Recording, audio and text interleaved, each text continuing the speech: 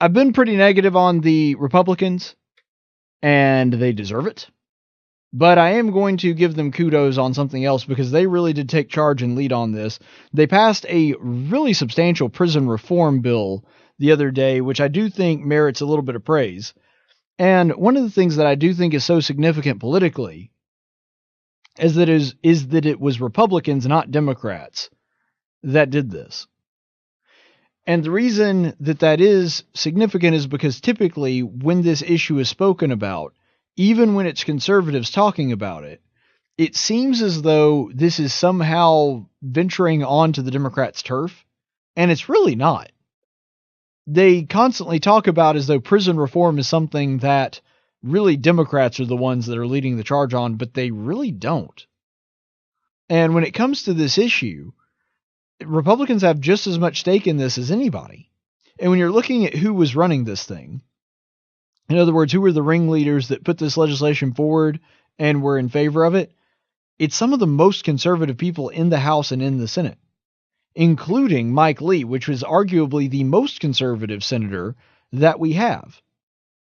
And so some people in certain political spheres are acting very surprised about this, but the truth is, it's just common sense. Because if you're talking about trying to reform the prisons, trying to get them to a point to where less people are incarcerated, when they are incarcerated, they're incarcerated for less time. And in this particular case, one of the ways that they did to try to accomplish that is to reduce these mandatory minimums. So in other words, they give more discretion to the judge to decide whether or not this guy is actually a really dangerous felon that needs to be in prison for a really long time, or maybe somebody that just lost his way and can probably be reformed. The judge has a little bit more power to make that decision now. And I really do think that this is a good thing. And part of the reason that I say this, and part of the reason that I say that this is something that really more belongs to conservatives than it ever did to Democrats or Republicans, is that this is a small government win. Anybody that is a constitutionalist, that is a small government person, won the other day when this passed. And the reason is because our founders never had an intention that the government would be so big, so massive, so obtrusive, that we were going to have mass incarceration because the government was so small and you were free to do so much that there weren't that many laws on the books that you even could be tried for as a crime. And because of this and because of the way that they really understood the way the government was supposed to function, they really had it right when assuming that most people were going to be able to conform to and be able to obey the law. So what the prison reform does, and one of the things that is really big about this, is a lot of the people filling up our federal prisons right now are drug offenders. And I absolutely understand the need for, the desire for, decriminalizing marijuana, but the truth is decriminalizing is not really what we should be going for. We should be going for full-on repeal, because this is unconstitutional. It is unconstitutional for the federal government, not necessarily the state or the local, but it is unconstitutional for the federal government to control a substance. And how do we know this? Well, first of all, you can look at the 10th Amendment. The 10th Amendment specifically says that powers that are not explicitly given to the federal government by the Constitution belong to the states or to the people. How else do we know this? How else are we assured of this? Well, you can look at history. If you look at the Constitution, do you notice that there's one amendment that was undone by a previous amendment? Or by a later amendment? Proration. There was a time where, for whatever reason, progressives in this country thought that it would be a good idea to outlaw alcohol. And they did. And in Prohibition, what eventually wound up happening is that crime actually got worse and the alcohol problem got far worse than it ever had before. Not much unlike what's going on with marijuana today. But here's the point in all of this. They wanted to outlaw alcohol before the amendment went through. But what happened is they realized that the only way to outlaw alcohol was to get an actual constitutional amendment. Because Short of a constitutional amendment, there was no power granted in the Constitution for the federal government to control that. And so, same thing with marijuana. There is no constitutional amendment against marijuana. Why did they believe that the federal government had the ability to regulate or control a substance like that? So to me, this is more of a constitutional issue. Now, if the state of Alabama put up a ballot measure to legalize marijuana, I'd have to think long and hard about it. I don't really have my mind made up on that one.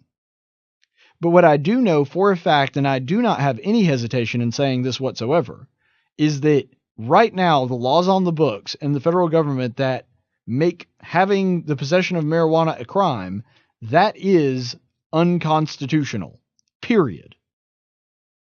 If you want to control it at the state level, you want to control it at the local level, fine, I'll hear you out. I'll at least consider your proposal.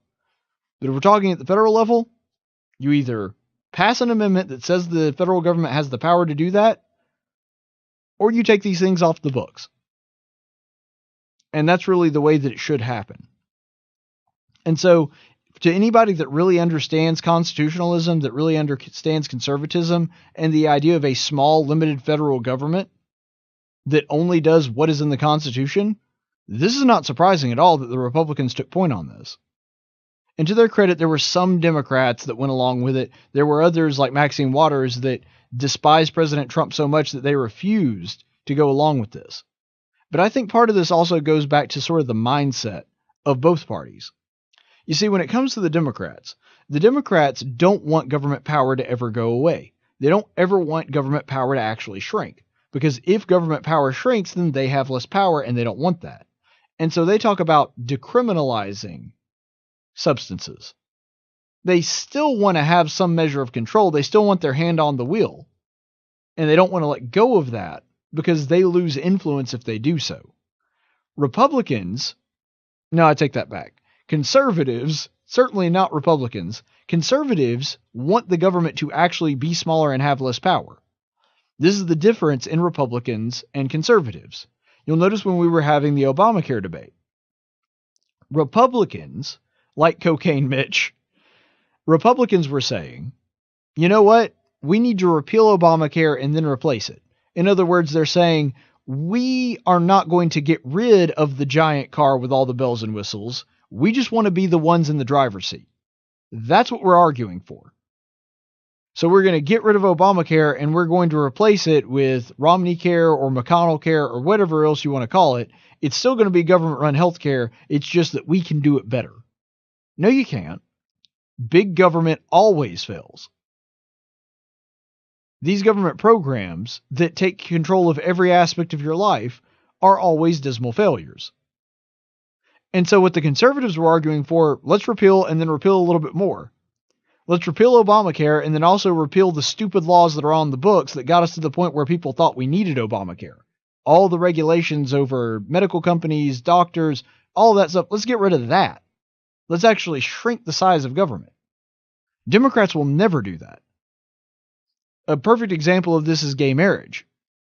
When we're looking at gay marriage, what is the solution of the two parties?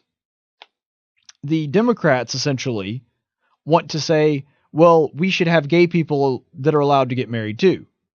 The Republicans will say, no, we want to keep legal marriage, but we want it to be between a man and a woman and to fit our definition of what we think marriage ought to be. Now, you guys know where I stand on this from a moral biblical perspective. Jesus is very clear in Matthew 19. God is very clear in Genesis. The apostles are very clear in Romans 1, 1 Corinthians 6, Jude 7. I mean, I could go on and on and on about what it says about homosexuality and the definitions of marriage. You know where I stand on that. If you are not married in the sight of God, man and woman, then you are not married, period. That is my definition of marriage because it's Jesus' definition of marriage. But if we're talking about the legal status, I don't want the government involved in that at all. It's a church institution, just like baptism or taking the Lord's Supper. I don't want government telling me how to do that. I also don't want government marrying me. I don't care about that. So my argument as a conservative is let's get the government out of marriage. Let's limit their power to do that altogether. The Democrat solution to that is let's not only have legal marriage, Let's expand that to affect a larger group of people, including homosexuals. Well, that's growing the machine. And all that does is say, well, we'll sort of arbitrarily decide what we think marriage ought to be. My argument is, let's just get out of it. Let's just not worry about it. If you want to get together with your preacher and your congregation accepts your marriage and your spouse accepts your marriage, why the heck do you care what the government says about your marriage? And this is really where it all goes back to. I'm in favor of shrinking the size of government. Democrats always want to grow it. And so that's why when we come back to this prison reform bill, the Democrats don't really want to repeal the laws that are making things illegal. What they really want to do is they want to manage it better. They think that they can manage the federal prison system better. I'm saying let's just make it to where as few things are federal crimes as humanly possible, and then we won't have to worry about it all that much. Then we won't need reform very often, and then we're not going to have people that probably shouldn't be in prison for as long as they do. That's at least going to be limited in scale. And that really is a fundamental difference in the way that we view the world. This is normally the part of the video where I tell you to go ahead and like and subscribe, but the truth is, I really don't care whether you do or not. I mean, it's not like you really need all the latest news and commentary from me. It's not like there's a lot of really important stuff going on in the world and in the state of Alabama right now that you should probably be aware of.